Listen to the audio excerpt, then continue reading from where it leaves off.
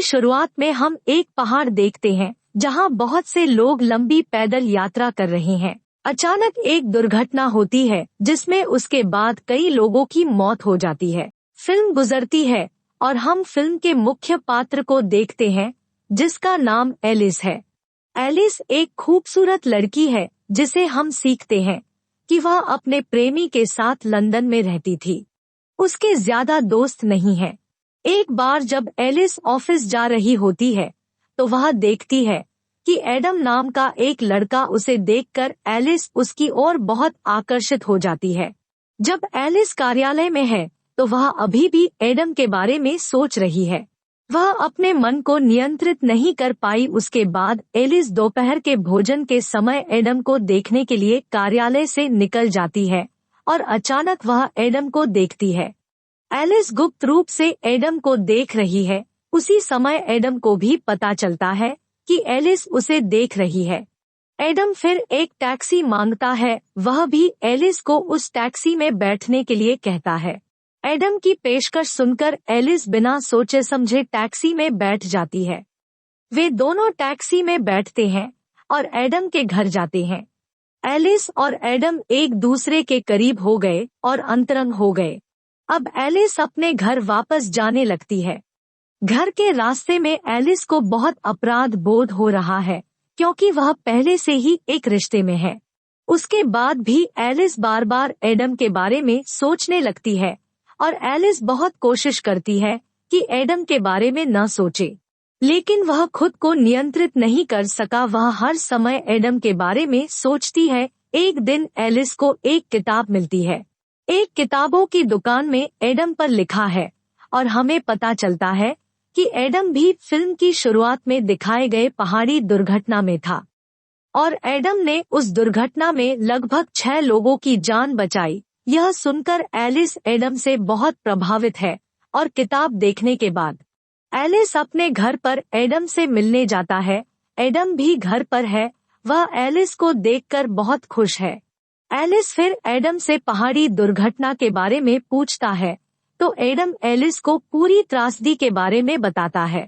वहीं Adam Alice से कहता है कि उसने भी इस हादसे में अपनी प्रेमिका को खो दिया है। उसके बाद एलिस ने फैसला किया कि वह अब एडम के साथ रहेगी और वह घर जाकर अपने प्रेमी के साथ टूट जाती है। उसके बाद वह अपना सामान लेकर एडम के घर पहुंचती है। पहली बार में एक लड़की मिलती है। वह सोचता है कि एडम ने उसे धोखा दिया है। वह सोचती है कि लड़की उसकी प्रेमिका है, लेकिन लड़की बताती है कि वह एडम की बहन है और उसका नाम दबोरा है। दबोरा को सुनने के बाद एलिस को राहत मिली है। फिर एलिस को एडम का पता देता है और एलिस अपने सामान के साथ आती है। जब एलिस वहां पहुंचती है तो देखती है कि एडम वहां नहीं है। थोड़ी देर इंतजार करने के बाद एडम वहां आता है और एलिस एडम को वहां सब कुछ बताती है और कहती है कि मैं तुम्हारे साथ रहूंगी। अब वे दोनों एक दूसरे को गले लगाते हैं और उसके बाद वे अंतरंग हो जाते हैं।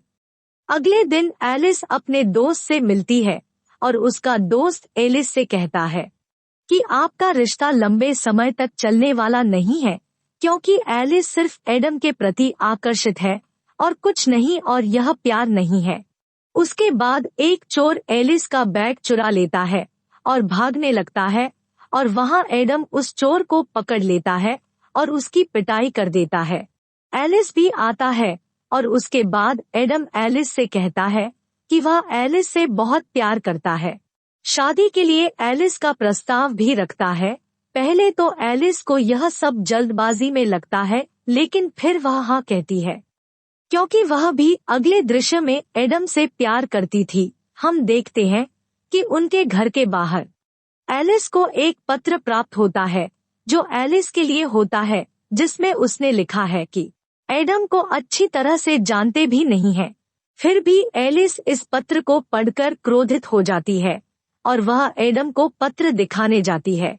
एडम एलिस से कहता है कि यह सब बकवास है और आप मुझ पर भरोसा करते हैं, और फिर एडम एलिस को चर्च ले जाता है जहां दोनों की शादी होती है और दोनों हनीमून पर जाते हैं जहां खूब मस्ती करते हैं। और साथ ही एडम एलिस की पसंदीदा जगह भी दिखाता है। और फिर एडम एलिस को एक मूर्ति के पास ले जाता है जहां एलिस अपने कपड़े बदल रही थी। उसके बाद जब वे घर लौटते हैं तो एलिस को घर के बाहर एक और पत्र मिलता है जिसमें लिखा है कि आपने एक बांझ से शादी कर बहुत बड़ी गलती की है। इस पत्र को पढ़ने के बाद उसे लगता है कि शायद यह उसका पूर्व प्रेमी है। एक दिन एडम एलिस को एक पार्टी में ले जाता है जहां एडम की बहन दबोरा भी मौजूद होती है। वे बहुत सी बातें करते हैं। देब्रा एलिस को देता है एक प्यारा सा हार। कुछ दिन ऐसे बीत जाते हैं और एक दिन जब एलिस कार्यालय में होती है तो उसे एक रिपोर्टर का फोन आता है जो उसे बताता है कि एडम पर किताब प्रकाशित की। तो उसे एक लड़की का फोन आया जो बता रहा था कि उसके बाद एलिस मिलने के लिए जाने के बाद एडम ने उसके साथ दुर्व्यवहार करने की कोशिश की थी। वह लड़की उस रिपोर्टर से उस लड़की का पता पूछने के बाद जब लड़की एलिस से मिलती है वह बताती है कि वह भी एक रिपोर्टर है और वह और एडम अच्छे दोस्त थे। लेकिन एक रात एडम ने सब कुछ जानकर उसके साथ जबरन बदसलूकी करने की कोशिश की। इस एलिस को एडम पर अधिक संदेह होता है। वह सोचने लगती है कि शायद एडम अच्छा आदमी नहीं है। उसने एडम से शादी करके बहुत बड़ी गलती की है। एक दिन उसे एडम के घर में एक अलमारी मिली जिसमें उसे कई पत्र मिले। वह एक पत्र उठाती है और इन पत्रों को पढ़ना शुरू करती है जो उस पत्र पर एक लड़की के होते हैं। यह लिखा है कि मैं तुम्हारे साथ नहीं रह सकता और तुम बहुत अजीब व्यक्ति हो। एलिस उस पत्र को पढ़ रही है जब एडम वहां आता है और एलिस तुरंत उस पत्र को छुपा देता है। धीरे धीरे एडम को भी लगने लगा कि एलिस उससे कुछ छुपा रही थी। तभी एडम बाहर जाता है। एलिस उस पत्र में लिखे पते पर पहुंचती है तो उसे पता चलता है कि लड़की घर पर नहीं है। वह अपनी माँ से मिलती है और उसकी माँ एलिस से कहती है कि उसकी बेटी 7-8 महीने से घर नहीं आई है। अपनी बेटी की तस्वीर को एलिस दिखाती है और एलिस देखता है कि यह तस्वीर उसी मूर्ति के पास ली गई थी जहां एडम ने एलिस की तस्वीर ली थी। और अब एलिस का संदेह प्रबल होने लगा है और वह सोचती है कि एडम ने लड़की को मार डाला है।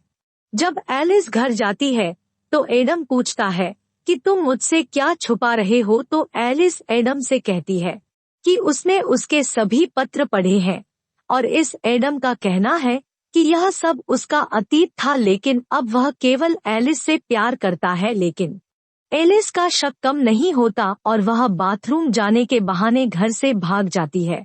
एडम भी एलिस का अनुसरण करता है लेकिन एलिस छिप जाता है। कहीं एलिस फिर एक पुलिस स्टेशन जाती है जहां उसे पता चलता है कि उसके पति ने एक लड़की की हत्या कर दी है। वहां एडम भी एलिस की तलाश में थाने पहुंचता है जहां एडम पुलिस को बताता है। एलिस को कुछ समय बाद गलतफहमी हो गई थी कि एलिस दबोरा जाती है और एलिस उसे ये सब बातें बताती है।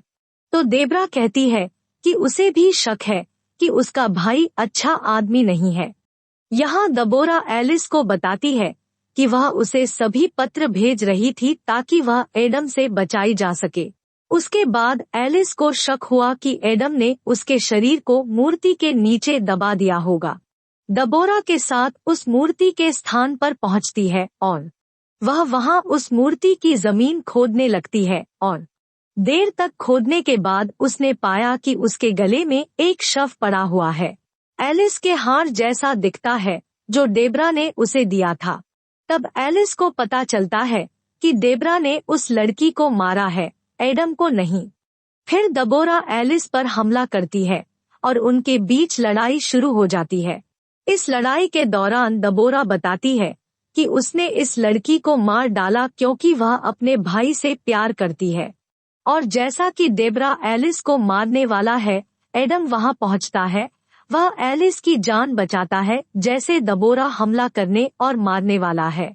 एडम एलिस दबोरा में वहां पड़ी भड़कीली बंदूक की ओर इशारा करती है और उसे गोली मार देती है जिससे दबोरा की मृत्यु हो गई। जिसके बाद एलिस और एडम एक दूसरे से अलग हो जाते हैं और यहीं पर फिल्म समाप्त होती है। मुझे आशा है कि आपको वीडियो पसंद आएगा।